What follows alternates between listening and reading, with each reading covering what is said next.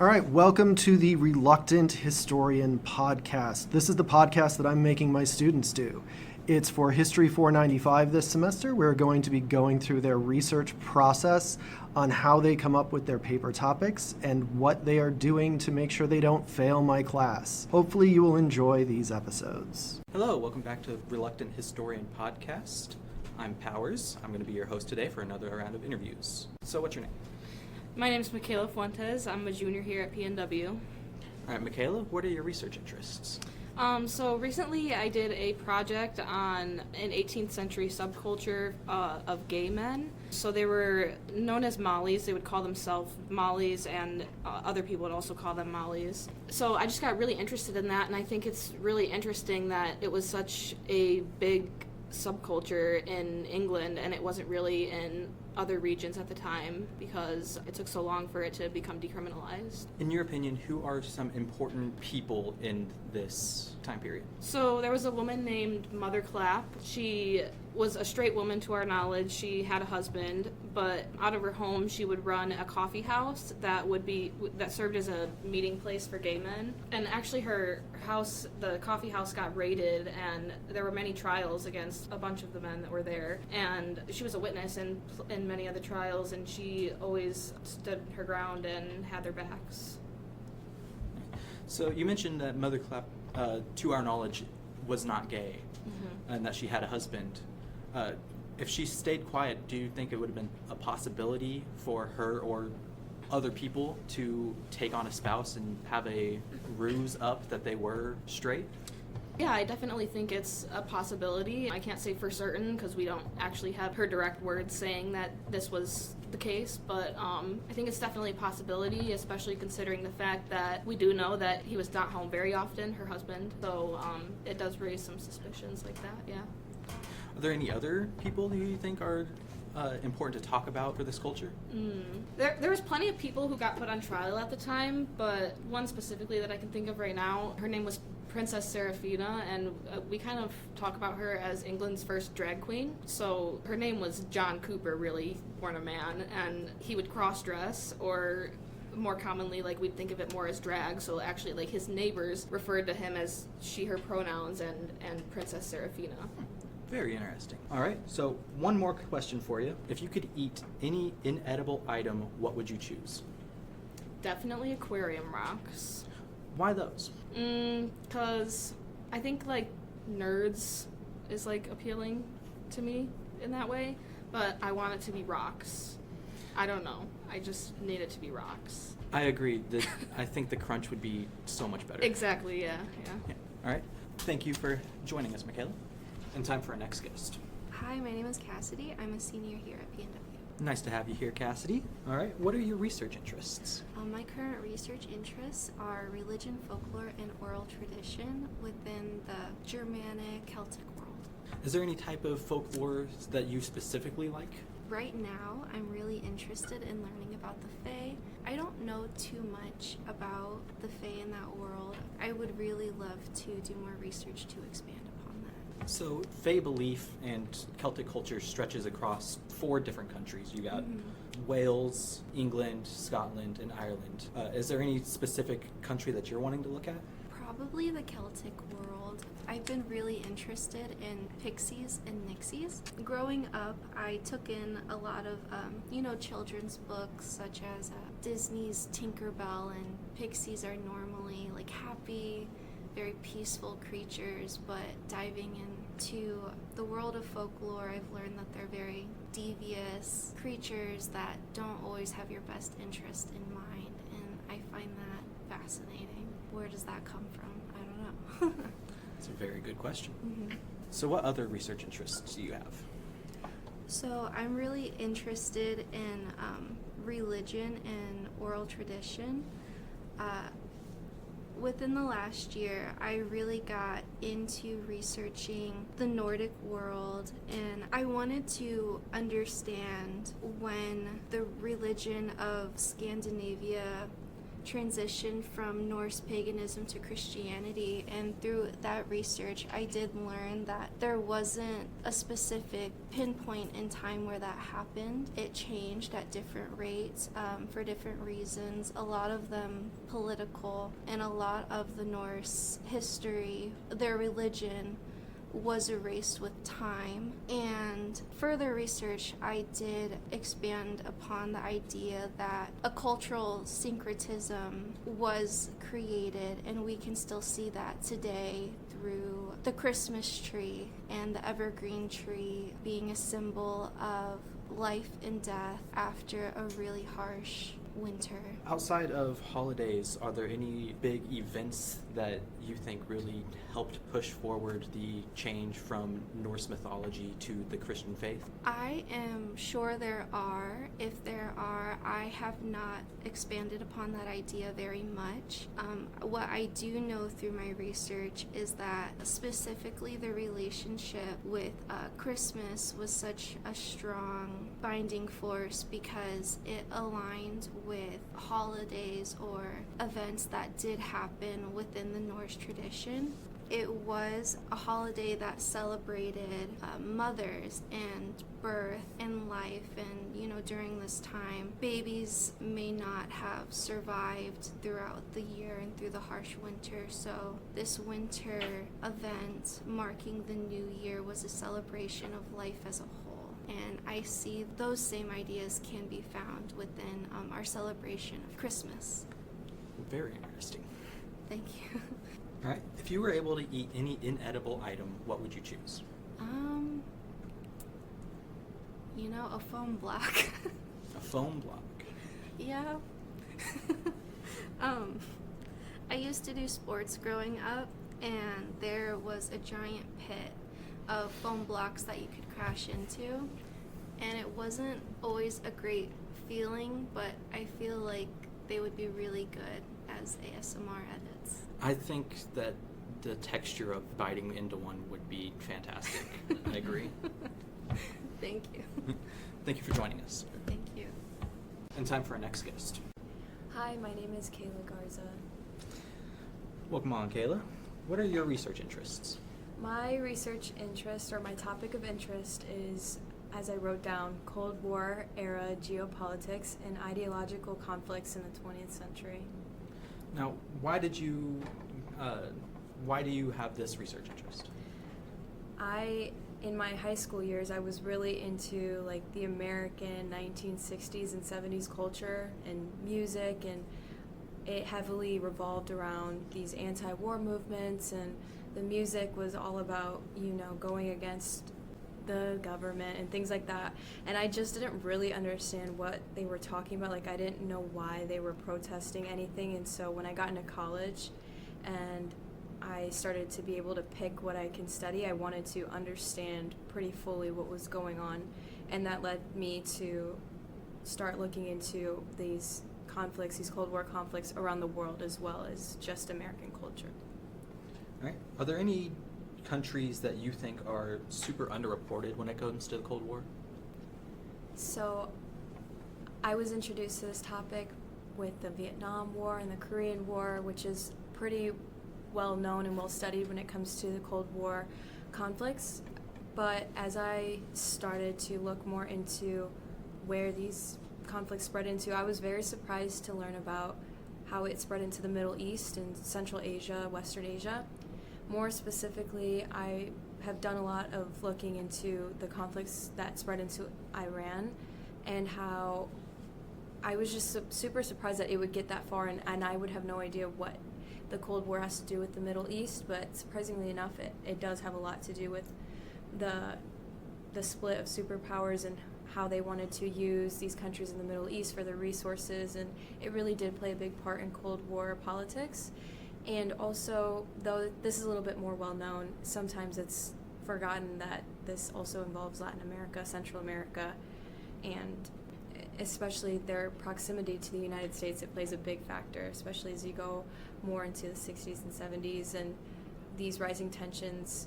It's well studied, but I think maybe looking more into Central America, not just Cuba, but more like Guatemala and all these other countries that had these resources, produce resources that were nationalized, and it became a big problem for America. I think it can give people a good understanding of why the economic status that a country might have currently, it does tie back usually to the Cold War politics and maybe sanctions that America has against them. But sometimes that's just not well studied either. All right. That is very interesting, and I agree that it is very underreported. Mm-hmm. All right, so one more question for you. If you could eat any inedible item, what would you choose? A bar of soap. A bar of soap. 'Cause Which flavor? There's the Dove ones that smell like you can eat them, but you can't. I don't know what they're called, but I always open a new one and I'm like, yeah, not a good idea though. Now, it's not a good idea, but have you ever bitten into one? No. I have. It is very satisfying until it touches your tongue. Oh no. No, yeah. My parents would threaten me if I misbehaved that they'll do that to me, but no, they don't. So I haven't done that. All right, well, thanks for joining us. Thank you. And time for our next guest. Hey, what's your name? My name is Kyle Casey. I'm currently a senior here at Purdue Northwest, and I'm studying history. All right, nice to have you on, Kyle. What are your research interests? My current research interest is the turn of the Han Dynasty in China and all of the political turmoil that happened. All right, I actually know little to nothing about the Han Dynasty. Will you please elaborate a little bit? For sure. So I was introduced to just Chinese history in general. Never had a class on it before in primary or secondary school. I was introduced to it in Professor Heisel's Intro to Chinese History class. I studied the Records of the Grand Historian by Sima Qian and read the Han Dynasty chapter. That was actually the one I managed to get my hands on. And I'm real interested in the revolutions that caused the Han Dynasty. There were two men that led a failed, basically slave revolt, and then a man by the name of Liu Bang came in, swept the floor with the rest of them, and the start of the Han Dynasty. All right. Outside of the Han Dynasty, do you have any other research interests? Yes, I do. I'm very into ancient Egypt. Been so since I was little, especially pre-dynastic Egypt, which is the period before I'll simplify it, before the first pyramids were built.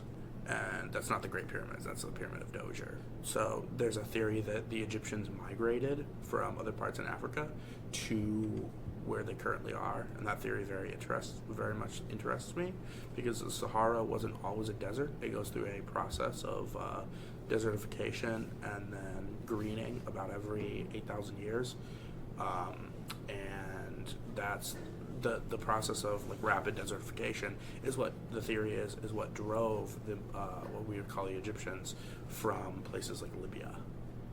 That's very interesting. All right, one more question for you. If you could eat any inedible item, what would you choose? Flower pot foam, you know that green stuff? Yeah, that's kind of spongy. Yeah. Yeah.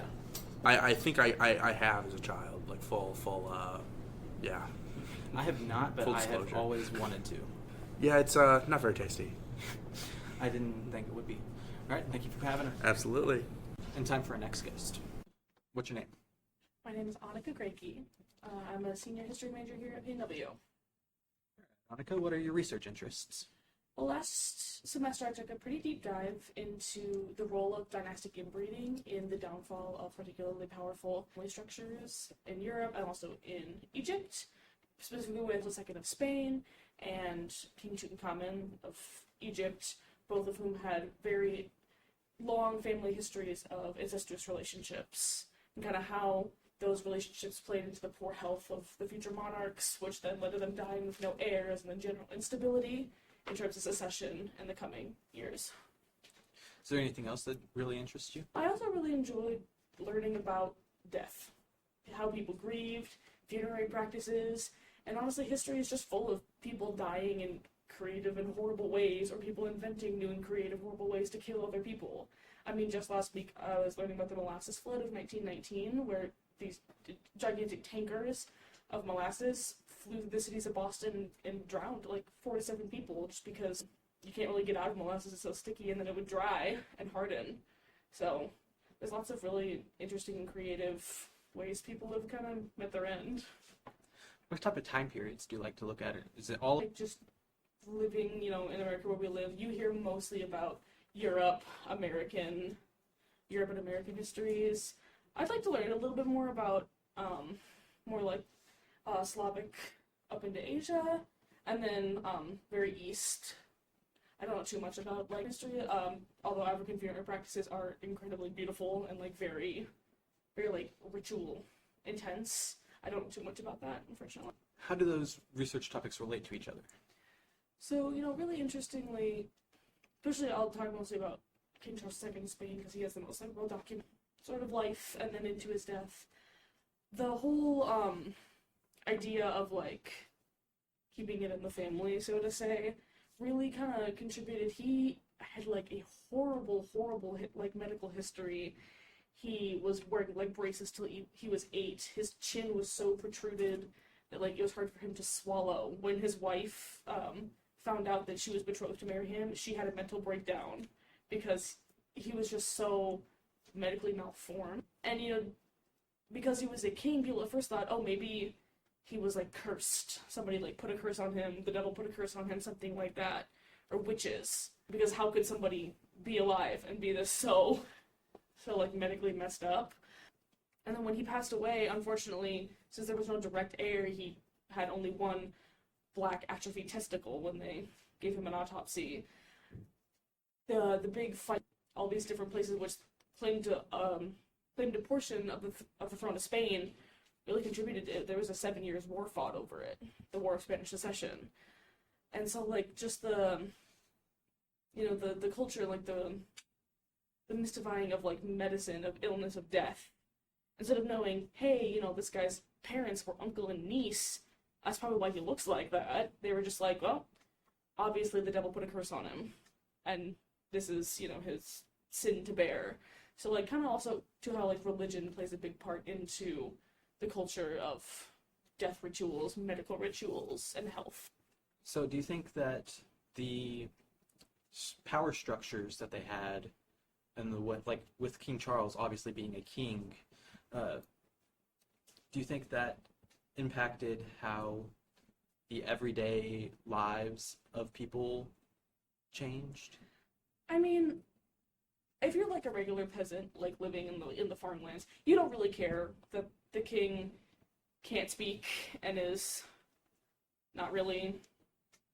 You're worried about feeding your family and doing your own thing. It does kind of speak a little bit though to like the inability for like upward mobility. The Habsburgs, which is the family that King Charles was a member of, and even King Tutankhamun, his parents were brother and sister.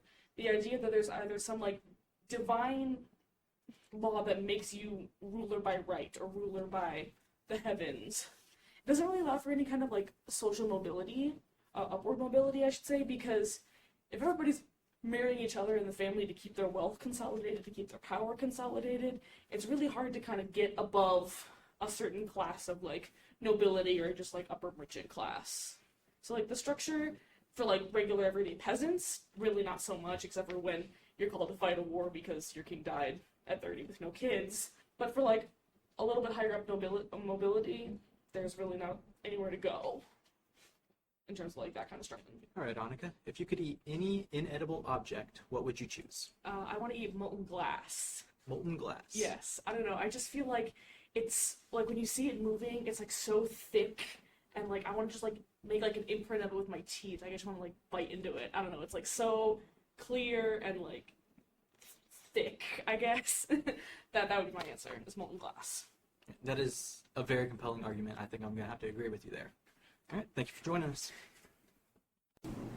That was our first week's episode, just going through some introductions of our students. Hopefully you enjoyed them. I am a big fan of most of them, and I hope that you will become a big fan of them as well. Join us next week when we have more student introductions. Bye.